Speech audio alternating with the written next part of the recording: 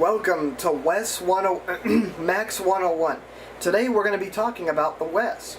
Recently I met up with Gabe Peterson, which watches my videos, and we decided to film some things, and one of those things was the WES. I have been on the WES before then. I had been on the WES a grand total of one time in my life, and it was way back in 2014. I did film it, and 100% honest with you, I didn't really enjoy it. The second time we filmed it, see, at the time of me recording this, it was just days ago, but this will probably be up in a couple weeks. I'm going to talk about the WES cars and why this time was much more enjoyable than the first time. This video is pretty much just going to be an overview of how the WES works, how it is, the fleet of the WES, just kind of some brief things, and my ideas for how to improve it. In the late 1990s, Washington County began to plan the Washington County commuter train. This would have been a train that would have taken people throughout Washington County, as the name implied. Now, there were tons of delays because, this project was to be shared with Pacific and Western tracks from the Highway 217 branch.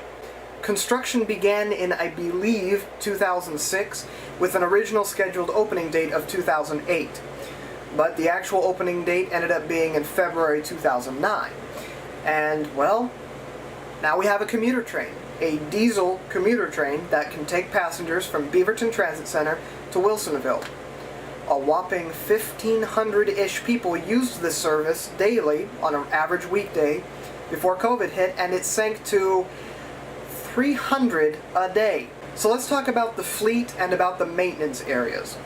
So, when you're going to ride the WES, immediately you'll notice the new Colorado rail cars that Trimet purchased. We have 3 single units numbered 1001 through 1003. These are generally what you'll get. They are just general DMUs. A DMU is a diesel multiple unit. Basically, it's a train that's able to drive itself, and it has a diesel engine, so you don't need a locomotive to pull it. There's 3 of these. They have very comfortable seats. They look brand new inside. They still smell new inside. They're pretty quiet. I mean, at least the ride quality is, whatever. They have Wi-Fi on board. When I say they're quiet, I mean like you don't hear outside ambient noise as you're moving, because they can move fairly fast. They have an average speed of, I believe, 37 miles per hour is the average running speed, but they have the capabilities of driving up to 60 miles per hour.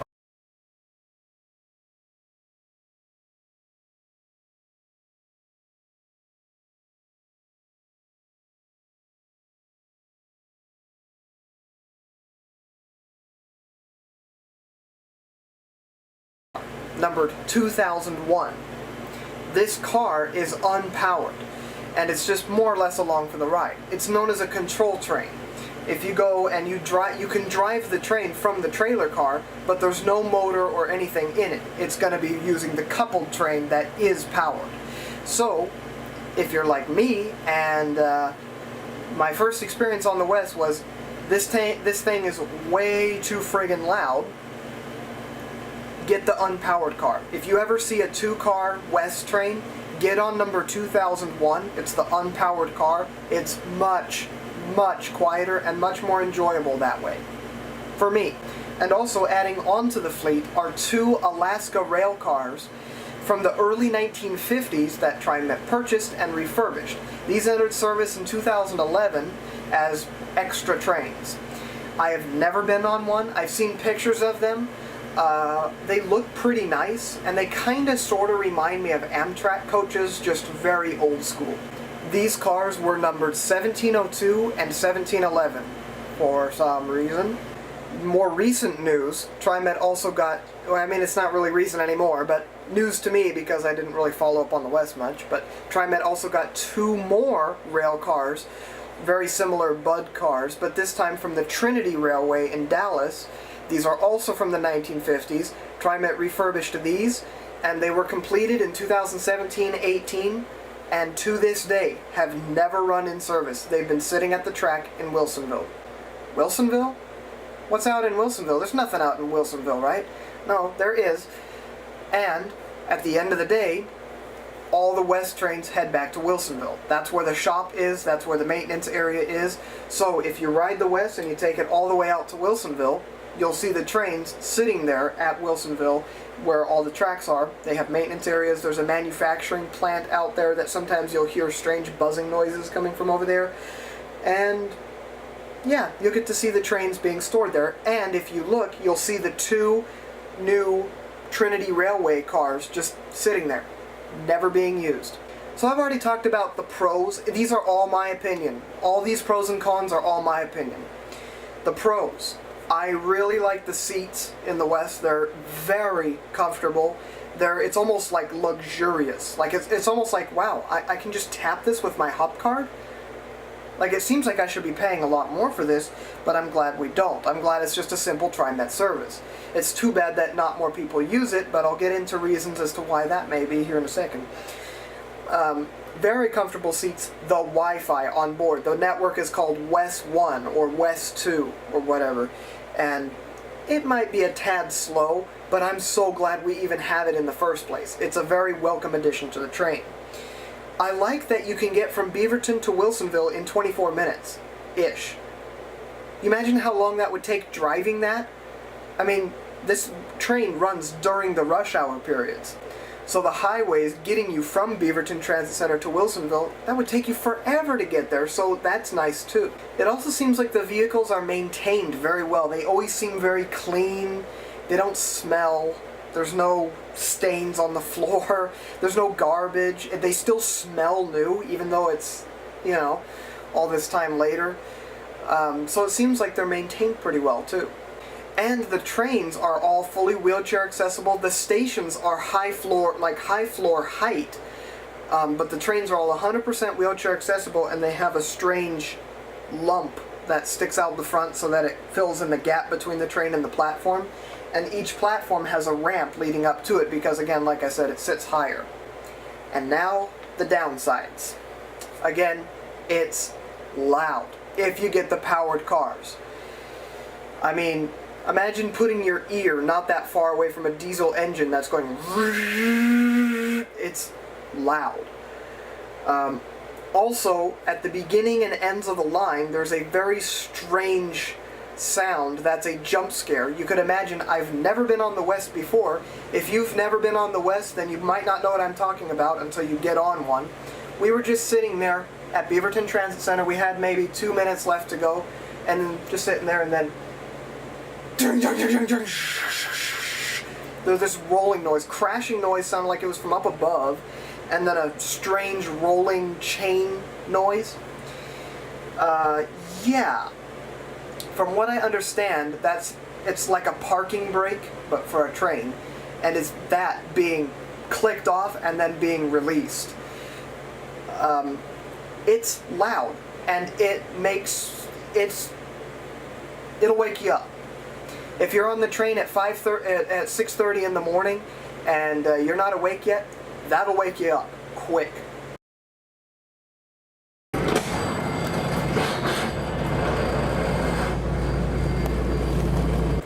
The next thing is, well, it runs every 45 minutes during COVID, but before COVID it was running every 30 minutes. 30-minute frequency. Why can't it run more than 30-minute frequency, you may ask? Well, the tracks, like a large chunk of the route, is also shared with Portland and Western trains. I think earlier in the video I may have said Pacific and Western. That's wrong. Portland and Western trains.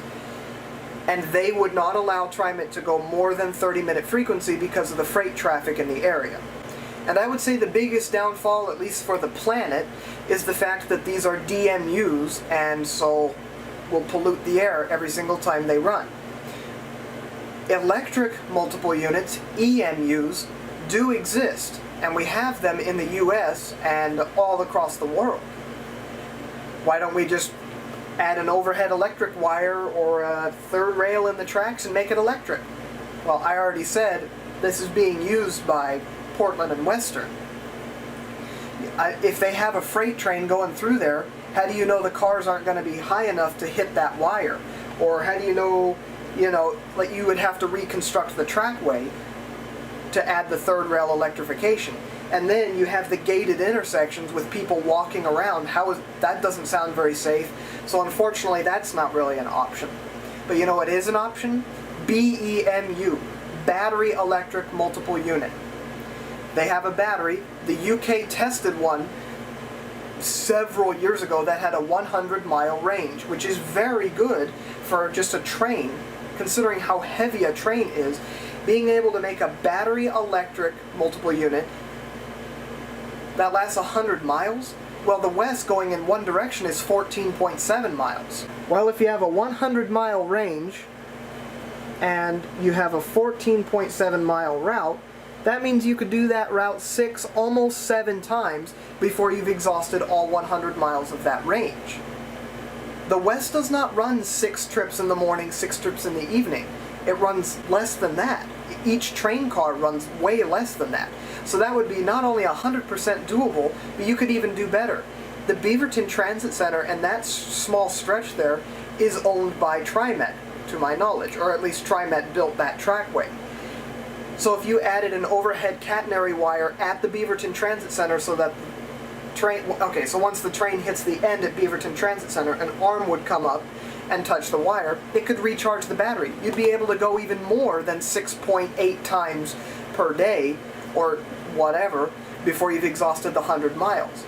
Then, because the WES only runs in the morning and evening rush hour, once the train hits Wilsonville again, you could just recharge the battery out there too, and so for the evening rush hour, it'd be fully charged for another 100 miles.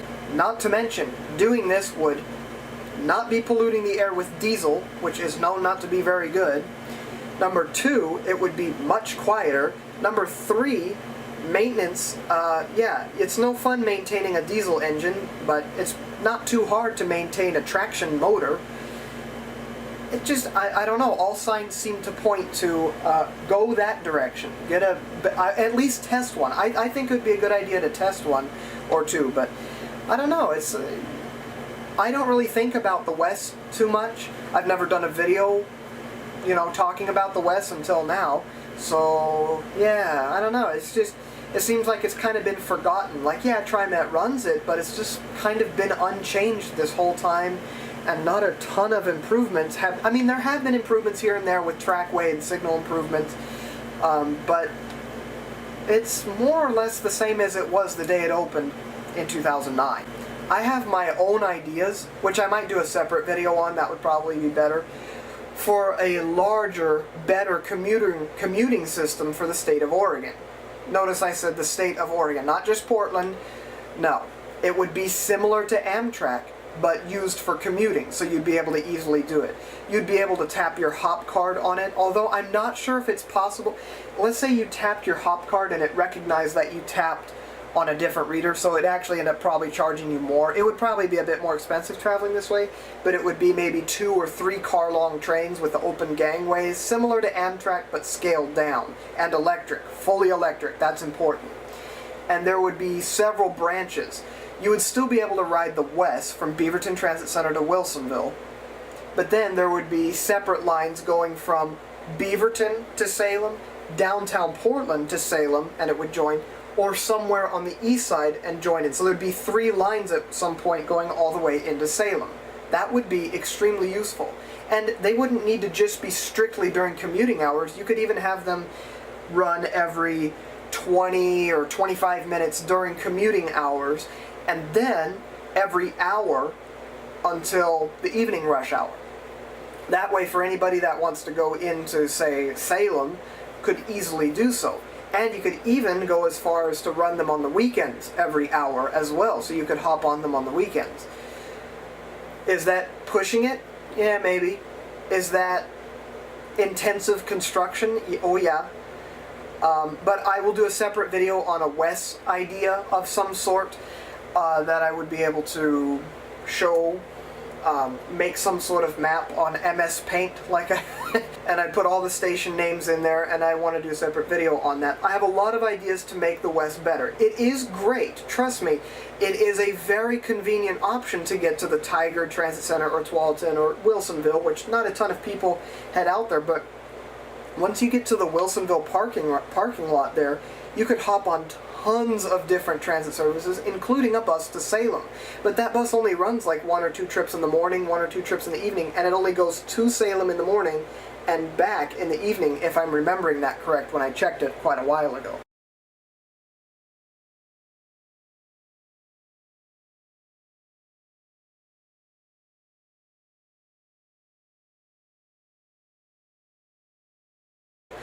So, and you know, that bus is going to be limited to the speed of traffic on I-5. Whereas a train, you have the track, you're only limited by train congestion, and you're all on a schedule, so it can go much smoother. That's why I'm so pro-train, and I'm not anti-bus. But, you know, I don't want to really get into a debate over this, but I just, you know, when you put a bus on a heavily congested road at a heavily congested time, it's going to take you forever to get there. Which is why a train like the WES was created in the first place, because Highway 217 and I-5 were getting ridiculously crowded, and now, well, they're ridiculously crowded again, and we need better WES service, in my opinion. This video was all entirely my opinion. I'd like to hear your opinion. Do you like the WES? Do you enjoy riding it? Have you ever been on it? Is there anything you want to know, or is there anything you know that I don't? There probably is.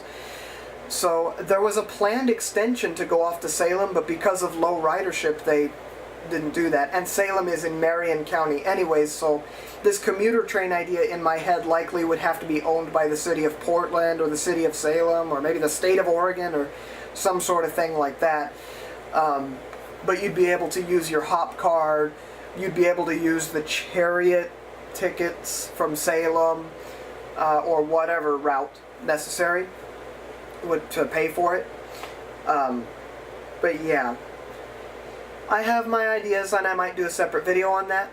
And I hope you enjoyed seeing the WES videos to Wilsonville and back. I do have videos of when I was on the WES from 2014, but I think I was kind of talking throughout them, and they weren't very good. I was recording them with a lower quality camera, so if you want to see certain shots of that, including when I got jump scared, I mean, the camera like shakes like that when that crashing noise happens at the beginning and ends of the lines. But I just kind of keep rambling on and on and on. You can tell I didn't write a script for this. I will see you next time.